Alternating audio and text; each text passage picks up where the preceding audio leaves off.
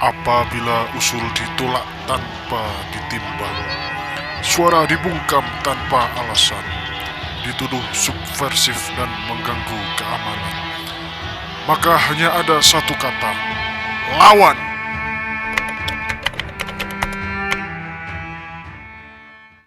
Hai guys, kembali lagi di DNC Channel, di mana channel yang membahas seputar teori-teori konspirasi dan misteri-misteri di seluruh jagat raya ini. Terima kasih sudah klik video ini. Bersama saya, Sanggala Aji. Kali ini kita akan membahas mengenai misteri hilangnya Wiji Tukul. Seorang penyair, seorang sastrawan, sekaligus seorang aktivis hak asasi manusia yang hilang pada tahun 1998 atau pada masa rezim Orde Baru. Tapi sebelum masuk ke pembahasannya, bagi kalian yang baru bergabung dengan DNC Channel, jangan lupa like, komen, dan subscribe.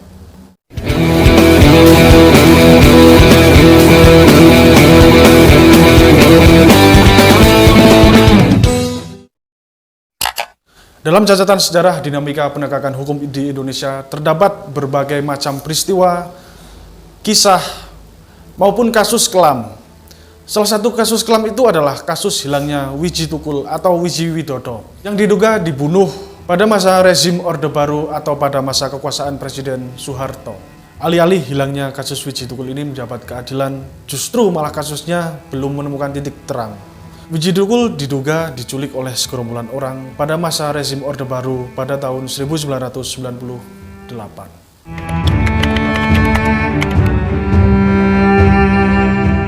Wiji Tukul lahir pada tanggal 26 Agustus 1963 di Surakarta. Wiji Tukul adalah anak pertama dari 3 bersaudara yang lahir dari keluarga yang sederhana. Ayahnya adalah seorang penarik becak, sedangkan ibunya kadang menjual ayam bumbu untuk membantu perekonomian keluarga. Wiji Tukul adalah sosok sastrawan, penyair, sekaligus aktivis hak asasi manusia yang berkebangsaan Indonesia. Dan Wiji Tukul adalah salah satu sosok yang ikut melawan penindasan pada zaman Orde Baru.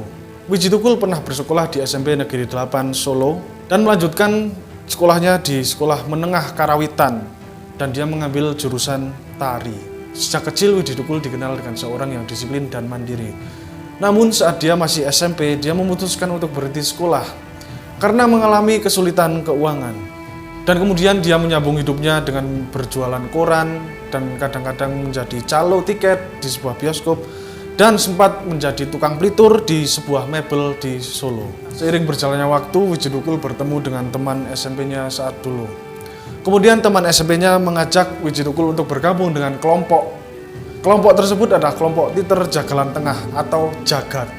Karena keprihatinan sosok Wiji Tukul yang pada saat itu dalam kondisi status sosial ekonomi yang rendah dan penindasan rezim Orde Baru yang represif waktu itu, bersama Titer Jagalan Tengah akhirnya Wiji Tukul melahirkan karya kritikan pedas yang berupa puisi dengan nada emosional yang kompleks. Puisi Wiji Tukul ini bercampur antara kebahagiaan dan kegetiran, rasa haru sekaligus protes keras karena suara dari rakyat kecil yang dirampas. Wiji Tukul ini adalah suara dari akar rumput di bawah kekuasaan yang memiskinkan mereka. Dia tumbuh dalam didikan sastra dan budaya secara otodidak dan mandiri. Pertama kali dia sadar bahwa karya sastra bisa membuat cemas suatu rezim.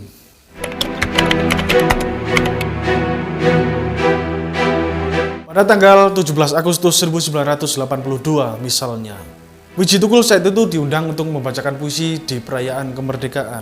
Dan Wiji Tukul menyindir pemerintah dengan sindiran, kemerdekaan ini sebenarnya hanya dinikmati oleh segelintir orang, yang akhirnya mitos belaka. Itulah puisi Wiji Tukul yang disampaikan pada perayaan kemerdekaan pada tahun 1982.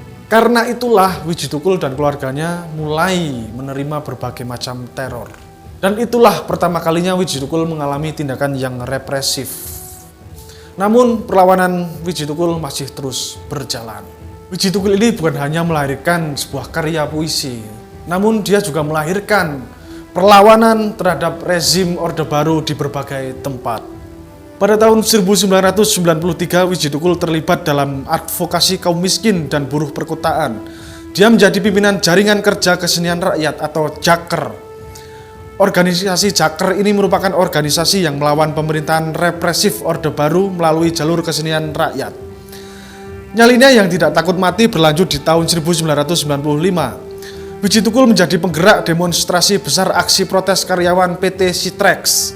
Kala itu Wiji Tukul dipukuli aparat sampai cedera pendengaran dan nyaris buta.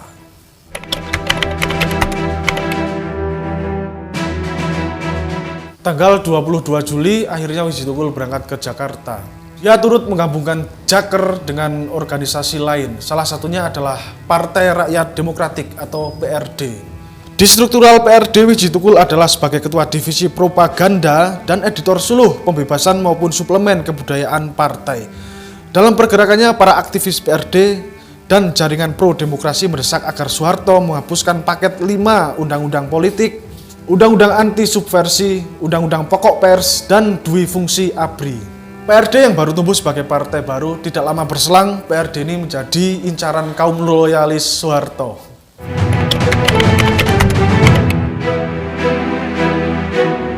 Tepatnya pada tanggal 27 Juli 1996, kelompok loyalis pro Soeharto menyerang kantor pusat PDI atau Partai Demokrasi Indonesia di Jalan Diponegoro, Jakarta Pusat.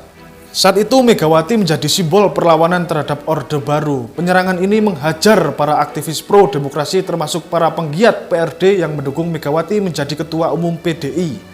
Soeharto yang berkuasa kala itu tidak tinggal diam. Kubu PDI Boneka Soeharto berupaya menggagalkan rencana tersebut dan merebut kantor partai. Lalu, peristiwa ini kemudian dikenal sebagai peristiwa Kuda Tuli atau kerusuhan 27 Juli. Kerusuhan itu mengakibatkan 5 orang tewas, 149 luka-luka, dan 23 orang hilang. Tetapi pemerintahan rezim Orde Baru justru menjadikan PRD sebagai kambing hitam atau dalang dibalik serangan Kuda Tuli. Otomatis PRD tertuduh sebagai dalang peristiwa Kuda Tuli. Karena tuduhan itu menjadikan PRD sebagai partai yang terlarang. Imbasnya seluruh pentolan PRD diburu aparat keamanan termasuk Wiji Tukul. Kondisi inilah yang akhirnya mengakibatkan Wiji Tukul dihilangkan. Karena Wiji Tukul menjadi buronan pemerintah, pada tanggal 5 Agustus 1966 rumah Wiji Tukul didatangi oleh aparat Surakarta. Seisi rumahnya termasuk perpustakaan pribadinya diobrak-abrik dan disita oleh aparat. Sejak saat itu Wiji Tukul harus sembunyi-sembunyi apabila ingin menemui keluarganya. Kejaran kaum mata-mata yang menyebar di bawah kekuasaan Soeharto juga mengharuskan Wiji Tukul untuk berpindah-pindah tempat persembunyian.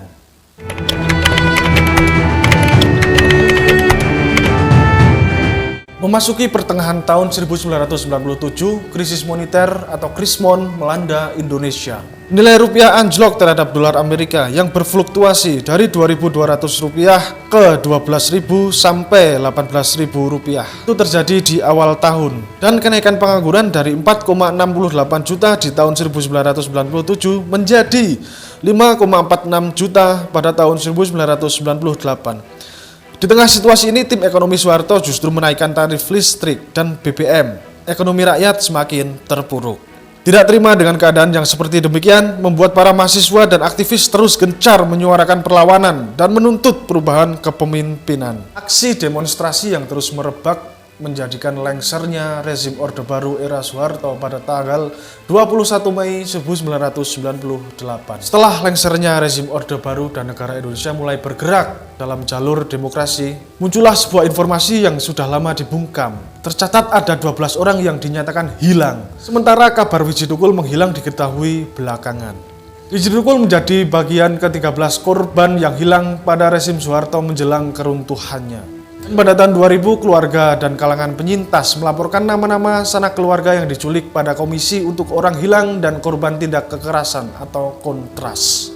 Sampai sekarang, ke-13 nama korban yang hilang ini belum ditemukan atau masih menjadi misteri yang belum terpecahkan.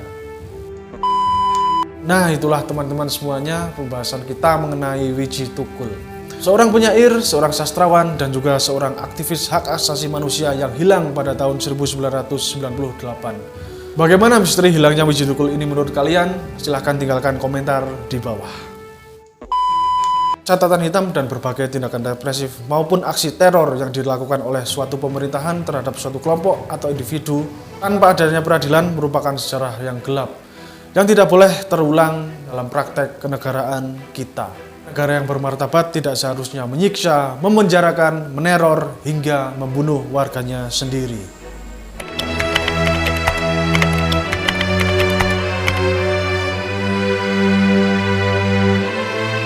Oke teman-teman semuanya, terima kasih bagi yang sudah menonton dari awal sampai akhir. Jangan lupa di like, comment, subscribe, dan di share ke teman-teman kalian semuanya jika video ini dirasa bermanfaat. Saya Sanggala Aji, DNG Channel, pamit undur diri. Hey, para penjelajah teori konspirasi.